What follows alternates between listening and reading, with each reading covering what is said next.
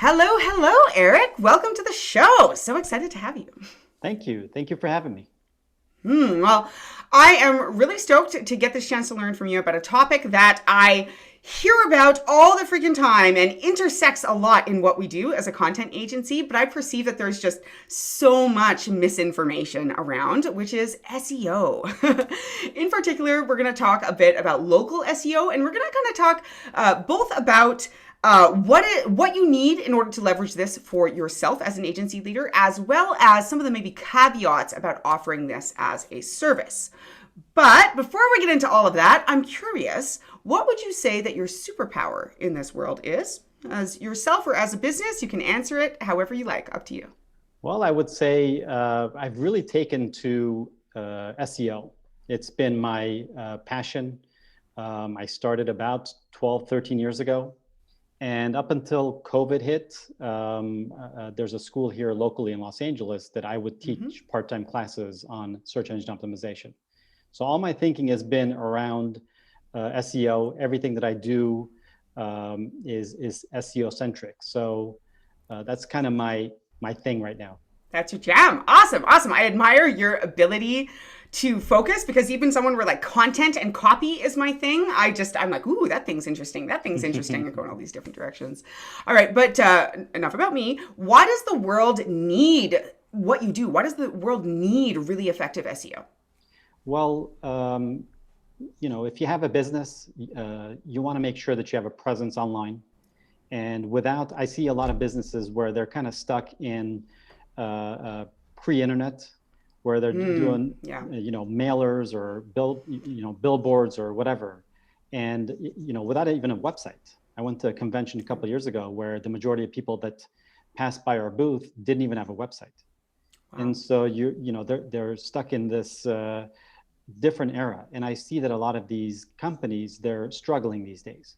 And so SEO, which stands for search engine optimization, is where Google takes your website and puts it on their search engine. So if someone is looking for a particular product or service and you come up on the search, and from Google, they come to your website and hopefully convert into a sale or a lead or something. And so that free traffic coming in from Google, for most small businesses, it's a game changer. Yeah. So that's something that you need for new clients or for clients that purchased from you before, but then they forgot your company name or they lost, your business card or whatever the case may be. You want to make sure that you have a presence with search engine optimization.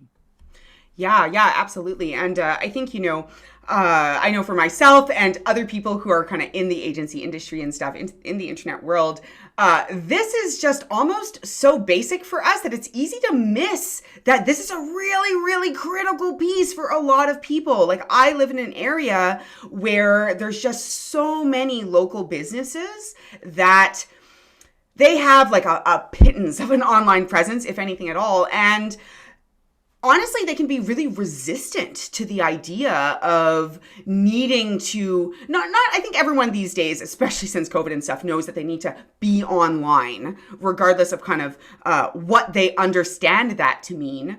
But I'm curious, as someone who has tried working with local businesses and ultimately ended up working a lot more remotely, I found that there was a huge barrier to communication in helping them understand the value of this without kind of, I feel like sometimes they hear these jargony words like SEO, even though it's super basic to people in the industry. And they're like, oh God, no, that sounds complicated and fancy. So what are some of the ways that, you would suggest to get over that like resistance or barrier, communication barrier when talking to local businesses where this can really help them, but they don't necessarily understand even what it means? Exactly. That's a good question. I feel like with SEO, it's one of those things where it rewards consistency over the long term. Yeah. So like if you run an ad in a newspaper or if you do even Google ads or something like that, it's more immediate.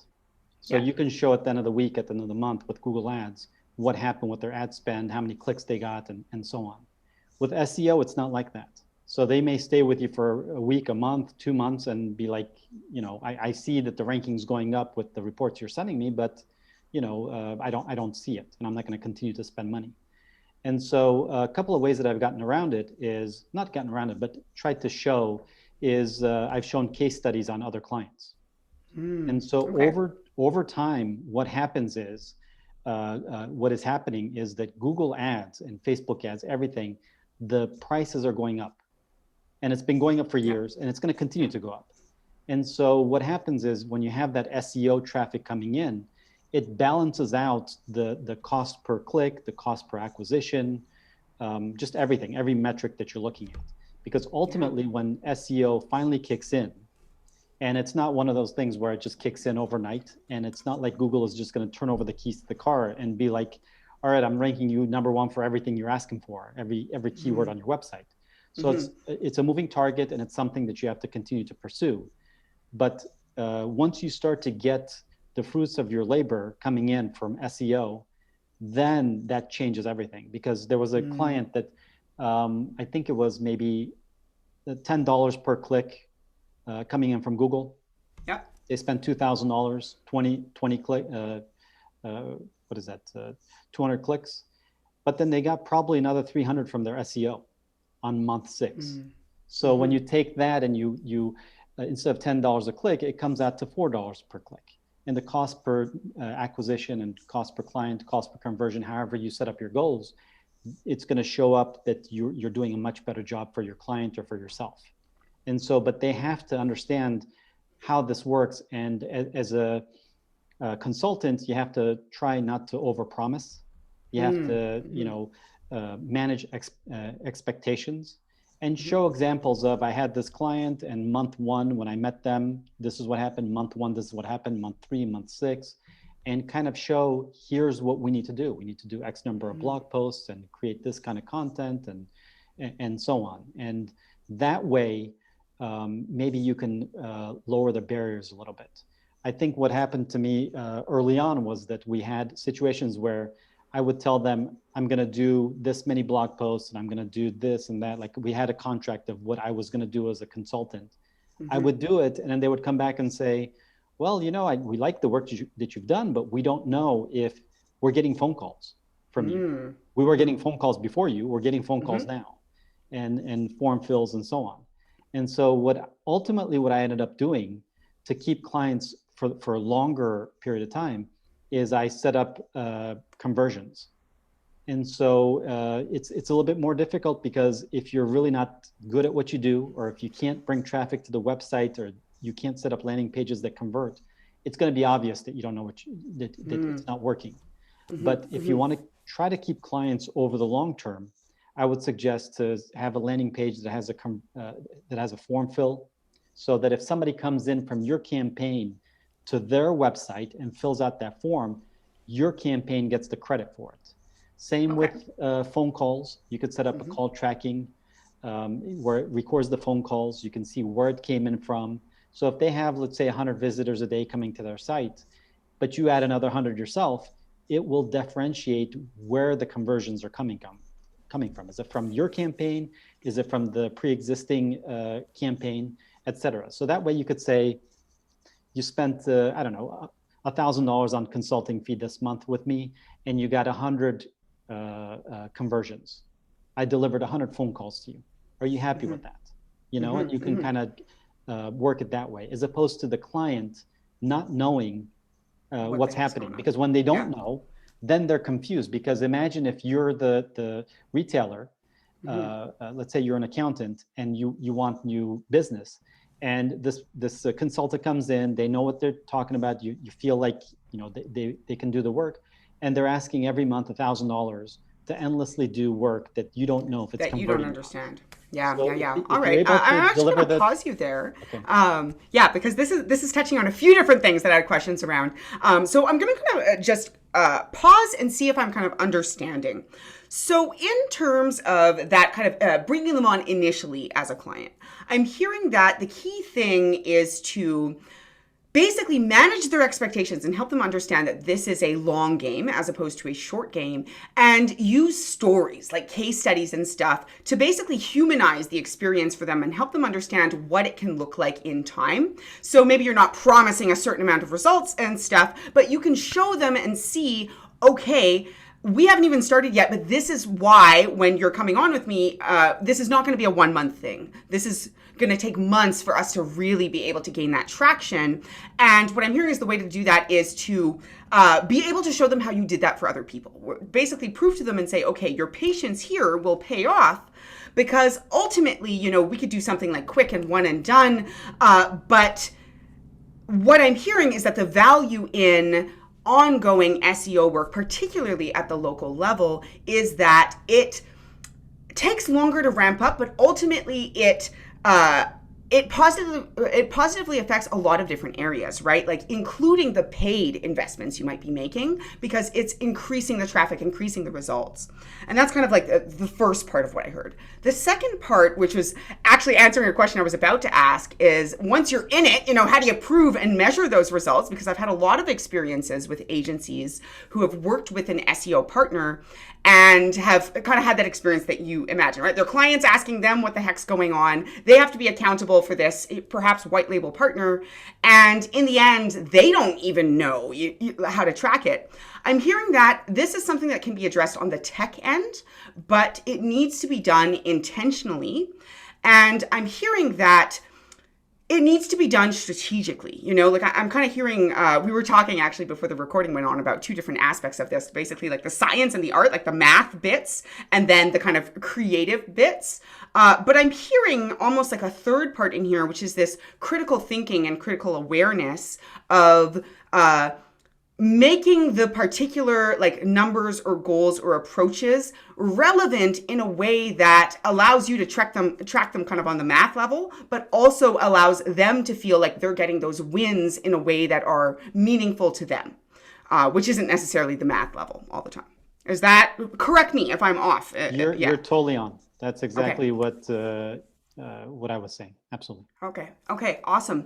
So I want to dig in a little bit more into what this actually looks like, because we work with a lot of people in the industry, and I know that SEO is something that when you ask kind of a layman on the street if they even know what it is, they're imagining all this kind of keyword stuffing and all this stuff. And I know that's not the case. We are a content agency, so we definitely know that. We work a lot with organic SEO.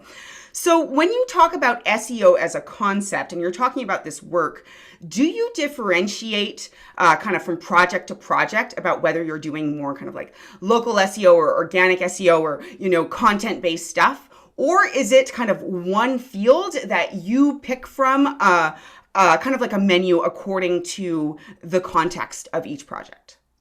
I think that every project is different.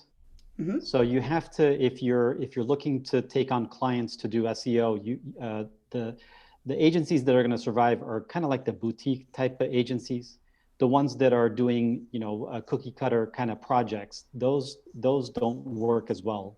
And because is that because the landscape's evolving so quickly? The landscape is evolving. I think the secret sauce for Google is that it's user centric.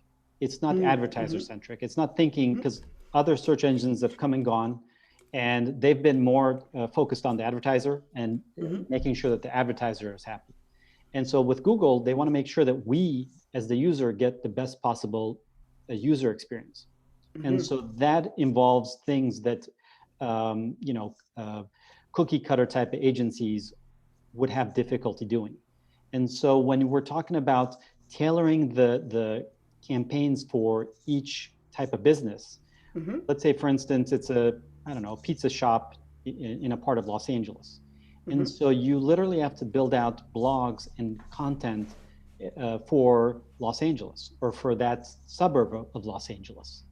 And so you have to see on social media, you need to make sure which hashtags are working well in that area and so on. So it's more based on local and it's based on really getting down to the nitty gritty of, you don't need 10,000 visitors to your site, you need 100. And if you get 100 and it's clean traffic coming in, you should be able to convert a percentage of it.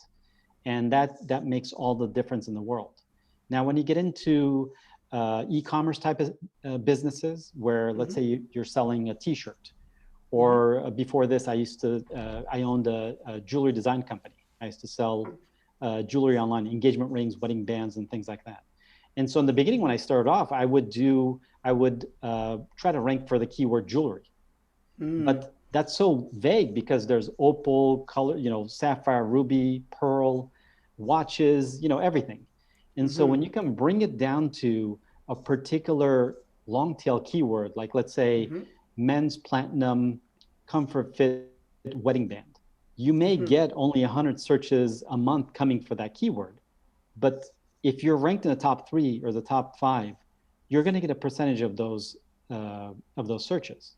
And if that's exactly what you offer and it goes straight to the landing page, then you have a much better chance of converting for that keyword. So, but that means that you're gonna target those 100 searches a month, and you're gonna build out landing pages for that particular keyword. So you have to do that for the products that you feel like you would be able to convert for. Okay. So if I'm understanding correctly, what I'm hearing is that it is kind of like a menu that you pick from kind of according to the context, but even so, it's not going to be kind of like cookie cutter, this piece here, this piece here, this piece here. What I'm hearing is that and I'm going to speculate here that this has somewhat to do with the overwhelming amount of information and crowding online, that the more specific you can get and the more context aware that you can get, the more relevant it's going to be. So, for example, you gave the example of a local place. Let's say it's a pizza place or something who wants to build their SEO. Well, they're not just going to be writing about pizza all the time, is what I'm hearing. You have to be context aware. It's for this local area, so you want people to be able to pick you up when they're thinking about this local area. I would speculate and even say that, depending on the context of that pizza place, if it's, a place that tourists always come through or something like that, or whether it's a local treasure, kind of like hidden away point, that might also kind of shift the strategy or the approach.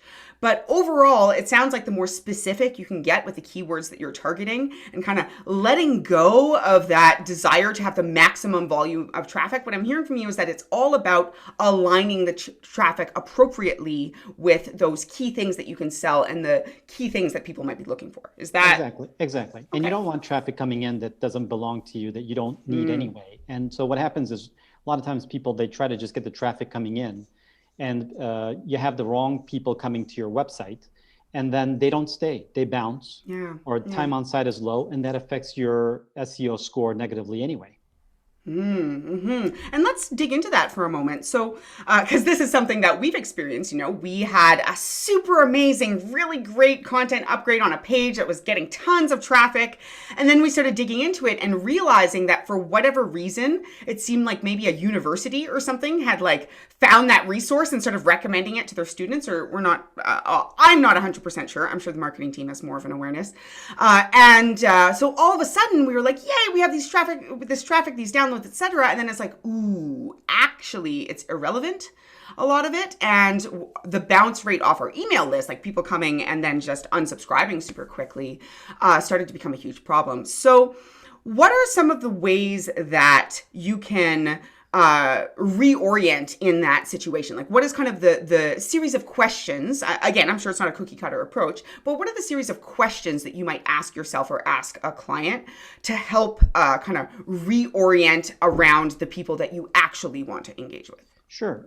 I think a lot of times some of the questions that we ask as marketers when we ask our prospects or our clients, they struggle with it. Like when you ask, who's your target market? Sometimes I just get this blank stare. Like they're like everybody. Yeah, I just want sales. Yeah. So, but we need to know. You need to give us kind of an idea, what we're looking at. And some businesses it's geographically, other is income, other is there's different metrics or different parameters to look at to be able to dissect, because you can't just be able to blast the entire internet and hope that you can get a percentage of everything. That's just not how it works. You're working almost like a laser beam. You find your target market and you go after them.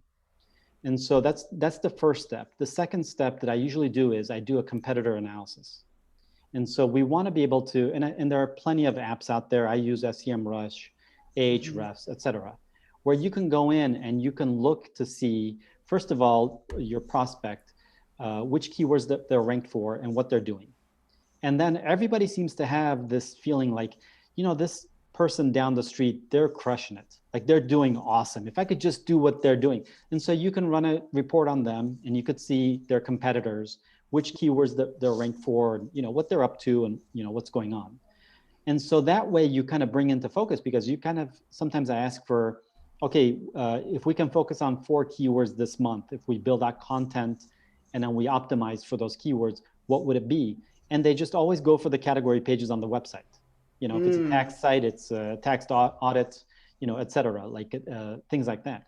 But you want to find those keywords that have a lower competition and a higher search volume and that are extremely relevant to the business. And so that's, I think, a place where you can really add value to a client is to be able to consult them on, hey, don't go like the example that I gave before, jewelry, which has millions of searches a month, but you're not going to rank in the top 100 or you're not going to get any traffic from that website. But then here's this other long tail keyword. If we go after that, you're going to be able to, do X, Y, and Z. So it's good to kind of give those reports and to create a realistic expectation of, what it's going to take to be able to rank for those keywords when people are searching for it. Yeah. That makes a lot of sense to me. And what I'm hearing is that the interaction piece, it sounds like a lot of this is about, and this is the case with us as well, is about, I'm coming back to managing those expectations, like helping to educate your client as to why you need to go for these more specific, lower volume keywords and be able to get as rich of a, data set sounds kind of boring. Landscape, that's a nicer word. As rich of a landscape, as an understanding of the landscape as possible. But then with that understanding, that can help you basically get more specific, more focused, and more relevant are the themes that I'm hearing come up again and again. Absolutely. And also, if you, as a marketer, if you feel like, sometimes I have a couple of campaigns that I run where I set up the, like I said earlier, the landing page for the conversion for the form fill, and I set up the call tracking so we know which conversions are coming in from my campaigns. I literally just charge for the conversions. I tell them if the phone rings and the conversation is over a minute, that's a conversion for me. If it's a telemarketing call or if it's a wrong number or whatever, your secretary or the person answering the phone is going to hang up anyway. But if it's over a minute and it's a unique phone call, then that's a conversion, and I will charge X per phone call. And we put a budget so that, it's not $50,000 at the end of the month or something like that. But those are things that once you get the hang of, your SEO practices, that is somewhere where the industry is headed to. Before it was, buying banner space on a website, then buying impressions, buying clicks, and slowly it's turning into, can you deliver the client to my phone or to my storefront? Show me what you can do and I'll pay it. So really results based. Yes. Where it's like, okay, and it sounds like that is a really good approach for mitigating the risk on the client side, because they are perceiving, because it's true, that they're only really going to have to pay for the success. And I'm curious, is that, and feel free to, if you don't feel comfortable sharing, is that, are you charging like a setup fee and then like results based, or are you finding that you can be so successful with results based that that's kind of where the bulk of your revenue comes from in these kinds of interactions? Generally, what I do is, I don't think that there's a shortage of clients that would want to sign up to this. So because I would be fronting all the expenses, exactly. Everything. Yeah. So what I do is I do some research. I see what, I'll give you an example. Back in the day, my first client was my mom. She was a real estate agent. And so we spun up a site and then we started to optimize. And we saw that there's a lot of potential as we did some analysis. And so if I see that, if I look at their competitors, if they give me their competitors and I find some of their competitors and I see what they're doing. And if I feel like there's a opportunity there, there's no setup fee, there's nothing. It's just, we run what we do. And we do the campaigns, and then we just charge for the phone calls. And I usually put, depending on their budget, if their budget is maximum 5,000 a month or whatever the thing is, the budget is that we negotiate on, then we start to run the campaigns. And if I don't get any phone calls, I don't get any form fills, then there's no fee to that. And so, but you have to really lock in on your what you do for SEO, and make sure that that you're doing it well, or else you're just going to work for free. Yeah. Or you work with a agency like mine, where you could sell it for, let's say you sell a lead for, I don't know, $2 and buy it from me for $1.50, and be the middle person and do some of the other things with digital marketing that a lot of companies overlook, because a lot of times companies are just looking to optimize, just spend money on Google ads, Facebook ads, and they forget about how difficult it is to make a customer. And once you have the client, they forget about the client. They don't do a monthly email blast. They don't ask them to, join them on social media, engage them, maybe a holiday card or something, anything. They just kind of assume if they need me, they'll find me type of attitude. And that's where I think the profit for a lot of small businesses is to have that customer retention. Yeah. I know when we're building growth plans, we break it down into the different types of goals that people are hoping to achieve, which basically it's like visibility, engagement, conversion, and retention is a huge one. And in fact, we also do like processes and stuff and structure now, because that, as it turns out, is a huge part of growth. Because if you don't have the infrastructure to sustain your increased sales, then you're kind of screwed. And what I'm finding really cool about this is that, like, because we always have people, like, everybody's just like, oh yeah, my goal is conversion or whatever. And then we have to do a lot of education to kind of work backwards with them and to be like, okay, well, where are these people coming from? Well, you don't know. Okay, well, we need to work then at getting people to you before we can then engage them or convert them or et cetera. And what I'm hearing from you is that you are doing enough research on your own that you can basically sell them what they want, which is the conversion. And yes, you know that there's these other pieces that go into it, but you feel confident enough in your management of that you're setting expectations with them around the amount of time it'll take to get results, but you don't have to essentially reorient them about what you want to focus on and why. And I think that sounds, I'm sure there's people listening right now who are like, ooh, that sounds good. Just take it on. But as you said, I think the key thing is being able to generate results, or else you're going to work for free. So I want to dig into this a little bit more. Like when we are, for example, building a funnel or a growth strategy or something like that, often we will look at, we'll kind of crunch some numbers around what that needs to look like at the end in order to be meaningful or successful, and work backwards. And I'm curious, is that something that works in this kind of scenario? Is that something that you also do? Or, like how do you identify what your kind of end goal for conversions are, and then associate that and kind of work backwards to that initial work that you're putting in at the beginning of the funnel and how much traffic you need to drive there? Or is that irrelevant in this case? Well, I'll give you an example, because every business is a little bit different. So sure. I have a client that is a dentist.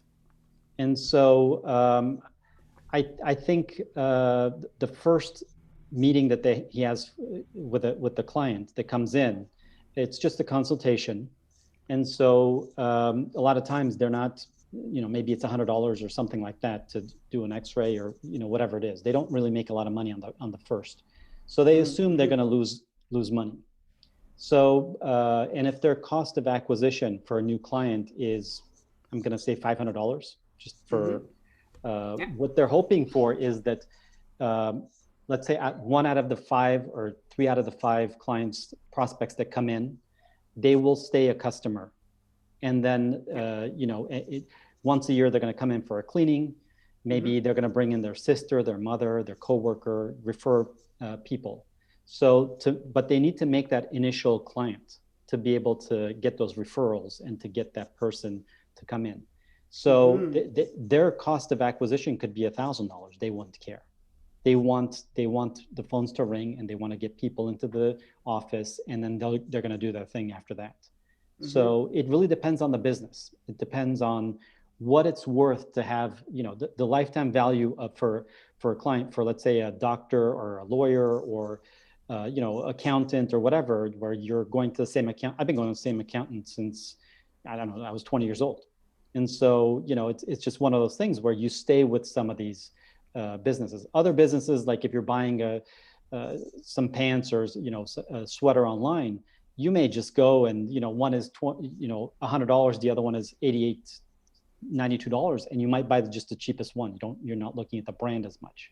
So it really depends on the business itself. That's why, a lot of times when I have people I get probably at least an email a day asking, okay, I have this business, how much would it cost per phone call, and things like that.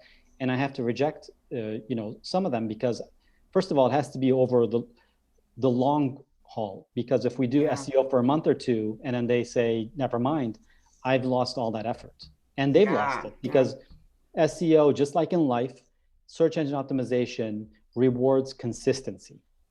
If I go and I run a marathon tomorrow morning, and I haven't exercised, and I go and run a marathon tomorrow, and then I don't run the next 5 years, it's not going to help. I have to be running consistently, walking a mile, 2 miles every day, and so on. And so that's what SEO is consistency. Yes, that resonates very strongly for me. I have had to just turn, I was mentioning this in the last interview I did as well, where people come to us and they're like, great, you're a content agency. Like, we want like blogs and this and that. And then when we kind of like dig deeper and look at them, there's been many times where we've had to say no, because ultimately the investment and the amount of work that we would put in and the amount of time it takes for that to get traction in a relevant way isn't actually what they're looking for. It's just what they kind of heard that they needed or whatever.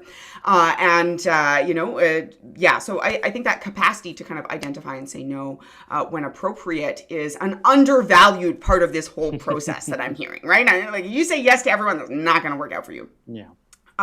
Okay, I'm curious. So in terms of what you actually do kind of day to day in the SEO world, how much of what you do is, what percentage is kind of like, technical, like tweaking and working in Google Analytics and setting things up and stuff? And how much is actually producing content? Like, do you guys work, do you produce content? Where is that relationship for you guys? Well, for me, it depends on the client.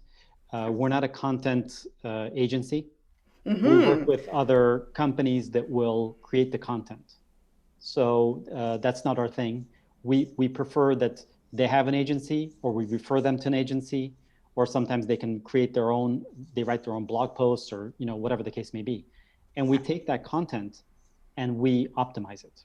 And so initially what we do is we sit down with them and we talk about, okay, let's identify your competitors. So we do a competitor analysis. Let's identify the keywords that you would love to rank for and get traffic from people that are looking for these keywords.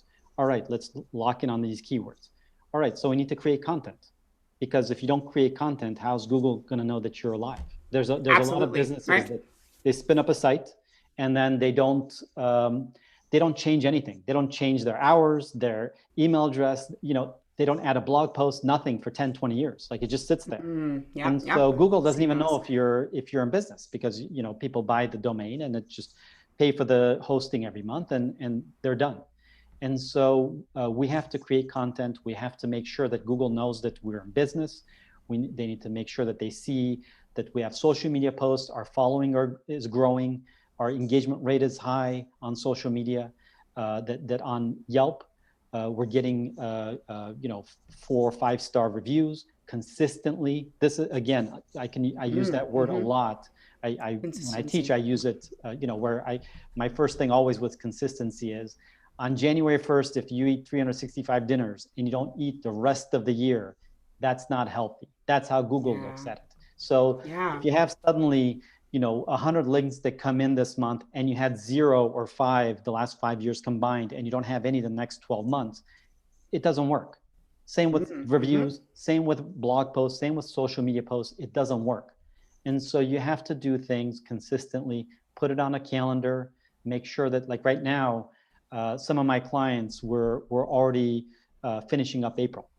We're getting the content together, getting everything over and done with. And so we can start talking about May.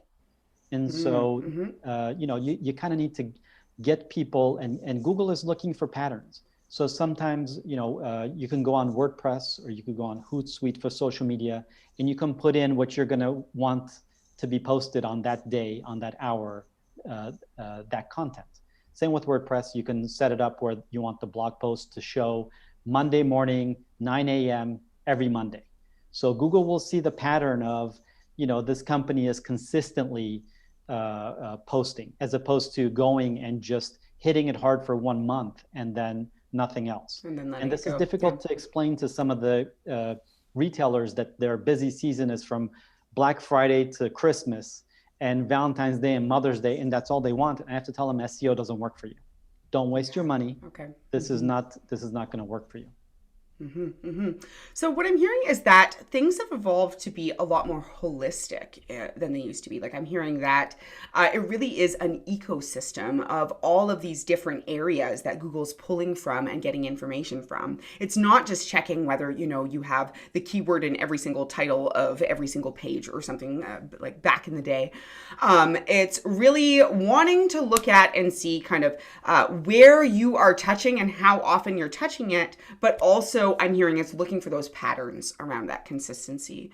So even these little details, it sounds like there's a bit of a back and forth, where you do need that content created. You do need these kind of different pieces.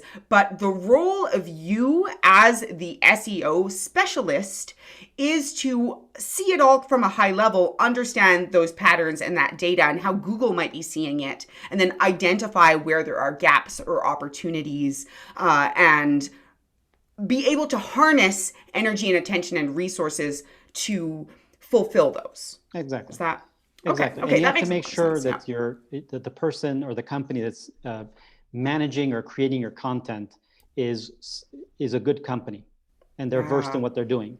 Because what happens is when you do something, let's say on social media, for example, you do a post on Instagram, and people are not clicking on it, or people are not liking it, or commenting on it, and so on. Google is watching all that. So Google is playing detective. It's getting information from different places, and one of the indicators is social media. And so you want to make that's sure. something I didn't realize. Yeah, because it's looking and it's thinking, okay, let me see this company's Yelp reviews. Let me see Instagram. How long ago did they post? Oh, they posted 6 months ago, and their following has dropped 10% in the last 6 months, as opposed to a company that's posting, let's say, once a week or once a day, whatever the case may be. There's consistency to it, and they had 100 followers a month ago. Now they have 107, and then a month before that they had 92, or whatever the numbers are. And there's a pattern there that there's a 1%, 2%, 3% engagement rate, and it's growing, and they're posting consistently. And Google is trying to get a sense as to, okay, this company is active. Let's rank them for these keywords because they keep using these hashtags on their social media posts. They're using it on their bio. This must, and it's on their homepage, and it's on their. So doing all this research to figure out which keywords are important enough to you. For you to put on your client's bio page, first of all. And if you keep using that hashtag over and over again, Google's probably going to rank you for it. See, this makes a lot of sense to me, because as a content strategy agency, we found that there's a really interesting relationship between what we do and the SEO work that we do, because they're two roles that are like quite different and take different skill sets to oversee, but they're so closely linked. And we've seen both sides of it, right? We've seen where, we ask for, somebody says that they have an SEO specialist, and we're like, great, can we talk to them? And they're like, oh, no, here. And they just give us, with zero context, a list of like 50 different keywords. And they're like, go crazy, just pick some of them and go, and we're like, okay, well, I mean, we can do that, but it's not going to be meaningful. And we've also seen it, where a partner comes to us and they're like, well, we have this very in-depth or complex report or thing that has been put together by an SEO specialist company. Well, why can't we just potentially pay you a minuscule amount just to execute it and write the stuff? And it's like, well, that, again, it requires a lot more depth to contextualize this to make it relevant, because what I'm hearing from you is that amazing SEO doesn't replace amazing content. It requires amazing content to go hand in hand to create that engagement you're talking about, because you can't fool Google just by putting crappy stuff out there and being like, yay, we're consistent, because it sounds like it's looking deeper than just, are we writing the right words? Are people engaging with this? Is there growth that's happening? It sounds like it's a lot more dynamic and complex than even I thought, to be honest. And I thought that I was quite kind of well-versed in the world of, I don't know, in our industry. I wouldn't say I'm an SEO specialist. Well, the thing is, you have two audiences when you're creating content when it comes to SEO. One is you want Google's attention. Yeah. But once they get to your website, I go to search for something, I go to Google, I search for something, I click on that, and I come to the website. Now you're dealing with the user. So then you have the second audience. So a lot of people, what they do is they just talk to the Google servers. They're not really talking to the user. So I go to Google, I search for that, I go to the website, and then it doesn't make any sense to me. It's not interesting to me. It's stock pictures. It's, it's just, the writing is not, I'm not understanding it. It's difficult to navigate, etc. And I just leave. So what happens is Google sees that. And Google sees today 100 people came to your website. 95 of them left within 5 seconds. And Google's then not impressed. The other 5 stayed for another 10, 20 seconds, went to maybe a page or two and left. So what's going to happen is that's going to affect your SEO, because Google's going to think, I gave you this keyword. People went to your website from Google, and then they left and went to another site. That's not a good user experience for my users. I'm going to lower your ranking. As opposed to if 100 people came to your site and then the metrics were good, then Google's going to say, okay, let me rank you a little bit higher on this keyword, and let me give you some ranking on these other keywords. Let me see how that goes. And so there's that balancing act. But these days, without good content, there is no SEO. You cannot just throw up anything and it's going to work. That's just not how it's going. It's getting more and more difficult to get ranked, and you're fighting with you're competing with other businesses that are able to deliver good content. Yeah, that is extremely resonant. Just one, this is a little bit kind of out of left field from what we've been talking about so far, but it's just a question that comes up so often for my audience that I just didn't want to forget it, which is what happens when you are approaching or being approached by multiple clients within the same local area who are potentially competitors to each other? Maybe they sell the same thing, Is it, and I've heard many different questions, but I'm curious from the SEO perspective, is this a conflict of interest? If there are only 3 top spots for Italian restaurants and you have 4 clients that fit the bill, or is there a way that, you can help them specialize further in such a way that they're all not competing against each other despite serving the same industry? I'm curious. Well, that depends on your understanding with the client. A lot of times I think that, if there are 3 direct competitors, or even 2 companies that are going head to head for the same exact audience within the same exact neighborhood, usually we walk away from one of the clients. We tell them we're servicing one. I've had it where there was a client that 2 clients that were doing taxes in the same area, like a neighborhood tax individuals. And so what we had to do is we had to choose between the 2. We chose the one that we thought was going to have a longer relationship. So we told the other client, I'm sorry, this is the situation. But then the client that we were servicing decided after a month that they're not getting the results within a month of SEO, which we told them that's not how it works. So we had to let them go. We went back to the first client saying, if you like, we can take up that relationship now. And I think that they respected us more for it, because they knew that if somebody else came along, we weren't going to leave them to go or take on 2, 3 competitors in the same territory. I think that there's a lot of business online that you don't have to do that. You can find clients that are, if they're within a certain neighborhood and they're fighting for the exact same audience, you might want to choose one of them. Okay. Okay. Cool. That answers my question quite clearly. I know that, for example, what we do in terms of positioning and stuff like that, basically what we do is we do find the specialization that helps them differentiate themselves and potentially even work together. But it really makes sense, if you're doing all of this work to attract, there's only so many people within an area, and there's only so many different businesses that they can go to. So I think that that's, once again, the power of saying no and being like, you know what, I don't think this is going to work. I think that's really important. I get that scenario often because I have, my company name is This Is My South Bay. I live in the South Bay part of Los Angeles. I've grown up there. I live there. And so a lot of times I have people that are reaching out to me that are in the South Bay that have competing businesses. So I tell them straight up, I say, if you want me to do SEO, I'm already doing SEO for another company. But if you want me to do your Google ads for you, I'll do that. But I won't do competing services because you're targeting the same clients. Yeah, that makes a lot of sense to me. All right, I want to kind of wind us down with more of a just human to human questions, because we are all humans ultimately, not just entrepreneurs, not just leaders, not just service providers, but people. And so I'm curious, for you as a human, what gets you up in the morning on those days where just your covers are so cozy and the outside world is so cold and forbidding? That's not coffee.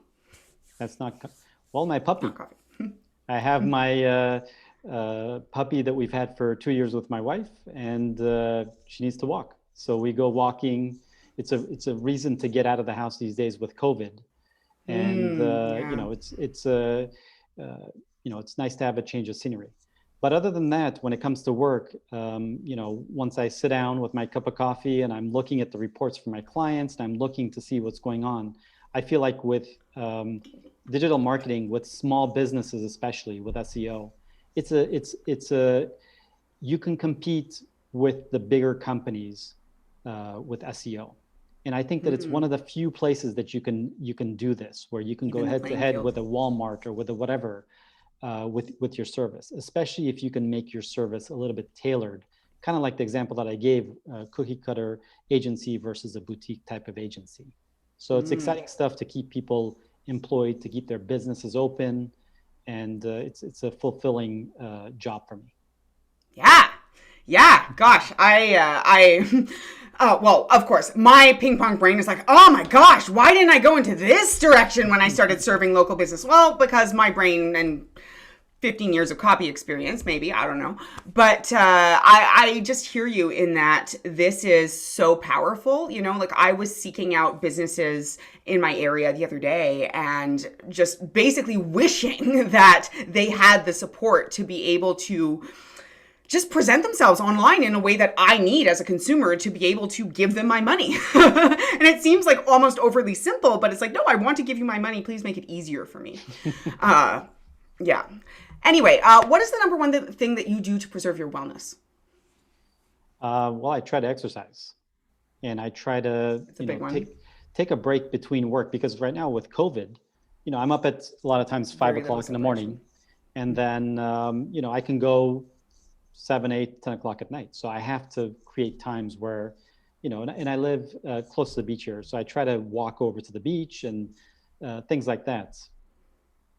White space is what I'm hearing, is not just cramming every available moment with stuff you have to do, but making sure that you have some white space built in. Before COVID, it was volleyball, beach volleyball, and just kind of being out. I love nature. So just, getting a change of scenery, because at some point, if you do something that you love, but you do it all the time, you get burned out. So you have to mix things up. Yes. Oh gosh, that is so true. All right. Well, are there any just falling all over my words there. Are there any last words of wisdom? Somebody who's listening to this that, they've listened to the whole past 45 minutes of content or whatever. What is like the one thing that you'd want them to walk away with and just understand in here? I think that if you're someone that is looking to do consulting for clients, you have to know that the internet is becoming very specialized. And so someone that is really good at content creation maybe is not going to be as good at SEO, and is not going to be as good at, building websites, etc. So everyone's going to have their thing. So when you try to do everything, then in my experience, you suffer. So it's good to work with people that, if I need to have someone that builds websites, or else I have nothing to market, or I need maintenance on a website and so on. I need content creation. I need certain things to be able to do my work. So what a lot of people fall into the trap of is they think, okay, so now I'm going to learn how to build a site on WordPress or Wix. And now I'm going to learn how to create content. I'm going to be a writer and a blogger and it's just difficult to do all that. And I'm going to learn SEO and I'm going to get Google certified. And, it's difficult to do everything. So you have to find your niche and then build a power team around it, as opposed to trying to do everything. That would be my best suggestion to your audience out there. Oh, heck yeah. Where were you like 5 years ago or something? I just cannot agree with that enough. I have been a writer and a copywriter for literally my entire life. My mom is an entrepreneur and put me to work very early. And when I finally started my own full business and was like, well, I'm going to make this my full-time thing, I fell into exactly that trap. I was like, I need to build websites and do all this stuff. And it took me a year, 2 years to embrace the idea that actually in the internet world, most people need copy. Content is king, right? And even so, I have to say that copy as a world is something that, I can point to 3 different copy businesses who do copy and content totally differently. And even that is enough to have a 10-person team and feel like we're really just encapsulating the core key pieces that we can. And in no way are we being fully exhaustive or thorough. So yeah, I would agree with that and say that your chosen area is probably deeper than you think. There's a lot of business out there. So you don't have to just take one client and try to do everything for them. So yes, quite the opposite. What I'm hearing is do something specialized and then find lots of people who need that particular specialization. Exactly. And you can be the maestro. You can give the content and, ask for the content, get the content from here, have the IT, the webmaster, whatever, do their work, and you're taking care of your client, but you're not sitting there and building the site and building the content and writing the blogs. It's difficult to do. Yeah, it's too much. It's too much. I don't do a lot of writing these days either. So much high level stuff to do.